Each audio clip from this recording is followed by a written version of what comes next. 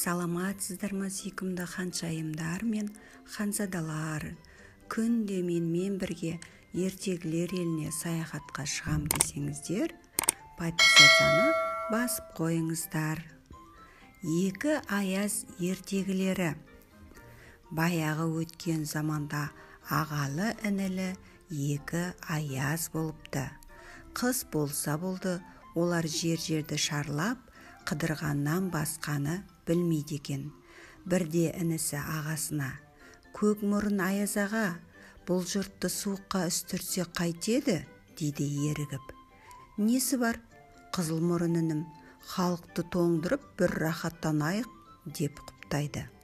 "Ал кеттік, жолда біреу кездесіп те қалар" дейді. Ермек іздеп аттанған екеуі бір кезде ат тұяғының дүбірін естиді. Бұл шанасын атына жегіп қалаға қарай бағыт алған бір бай саудагермен орманға отын әкелуге бара жатқан кедей еді. "Айтқаның болсын" дейді де көк мұрын Аяз саудагердің соңына ілеседі. Кешкісін ағайындар тағы да кездеседі. Көк мұрын Аяз көңілді, қызыл мұрын одан: "Не, саудагерді үсіре алдың ба?" деп сұрайды.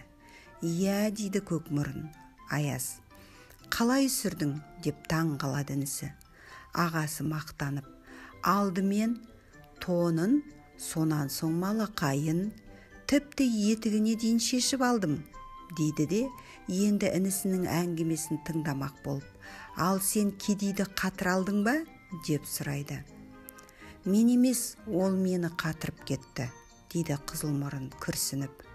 "Жолда ызғарлы желімді үрледім. Кедей шанасынан түсіп жаяу жүгіре жөнелді. Бұл жағдайда оны тоңдыру мүмкін емес болды. Қап бәлем, тоқтағын, кезінде көрерсің деп ойладым. Бірақ ол орманға келісімен балтасын алып ағаш жара бастады. Қимылдаған сайын денесі қызып, сырт киімін шешіп тастады.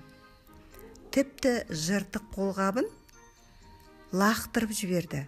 Содан соң мен шешкен киімдерінің ішіне жасырынып алып едім.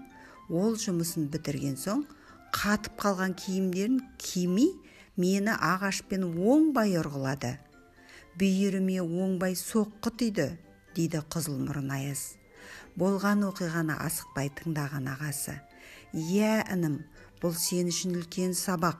Балтаның тоннан да күшті жылуы барын есіңе сақтарсың" депті. Балалар, ертегіміз аяқталды. Комментарий жазуды ұмытпаңыздар. Сіздермен болған Зәуре апайларыңыз.